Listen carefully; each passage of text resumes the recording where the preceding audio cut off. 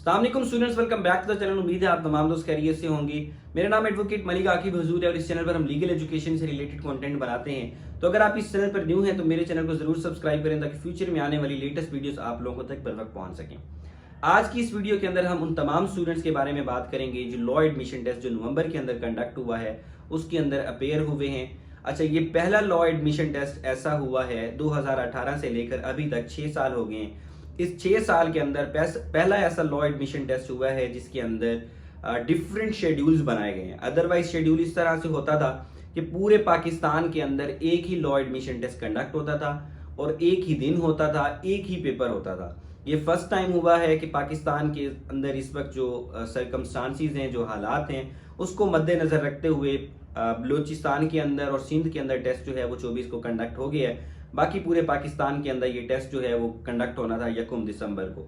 मगर इस वक्त जो करंट सर्कमस्टांसिस हैं, करंट सिचुएशन है, उससे मुझे तो नहीं लगता कि पंजाब के अंदर या फिर जो है इस्लामाबाद के अंदर ये टेस्ट कंडक्ट हो। उम्मीद है कि ये एक हफ्ता और भी डिले जो है लॉ एडमिशन टेस्ट जो है हो सकता है।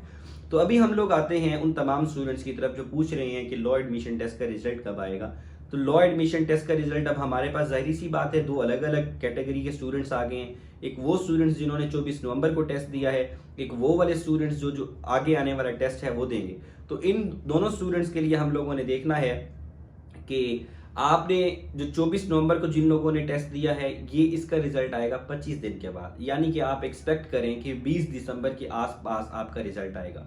तो पंजाब वाले और बाकी जो प्रोविंसेस वाले हैं जिनका भी लॉ एडमिशन टेस्ट नहीं हुआ, जैसे ही लॉ एडमिशन टेस्ट जिस डेट को होगा उस डेट के तकरीबन जो है 25 दिन के बाद, या महीना मैक्सिमम लगता है, 25 to 30 डेज लगते हैं, इसी ड्यूरेशन के अंदर आपका रिजल्ट कार्ड जो है वो आ जाता है। अब जिन्होंने सिंध के अंदर और बलूचिस्तान के अंदर टेस्ट दिया था उनकी तो रोल नंबर स्लिप्स जो है वो जनरेट हो चुकी हैं, मगर वो तमाम स्टूडेंट्स जिन्होंने रोल नंबर स्लिप मैंने आपको कह दिया, उन तमाम स्टूडेंट्स ने जिन्होंने बलूचिस्तान के अंदर और सिंध के अंदर टेस्ट दिया है उसकी की जो है वो अपलोड होगी है HEC के पोर्टल के ऊपर। इसी तरह से जो लोग देंगे पंजाब के अंदर और बाकी प्रोविंसेस के अंदर 1 को जो ये टेस्ट देंगे उनकी भी की जो है 2 दिन के अंदर अपलोड हो जाती है। तो की का कॉन्सेप्ट क्या है कि जब आप जाते हैं टेस्ट देने के लिए तो आपको जो है एक तो दी जाती है बुकलेट दी जाती है जिसके अंदर सारे क्वेश्चंस लिखे जाते हैं। दूसरी एक शीट आपको दी जाती है जिसके ऊपर आप अपना रिटन पोर्शन लिखते हैं, एसे और पर्सनल स्टेटमेंट लिखते हैं।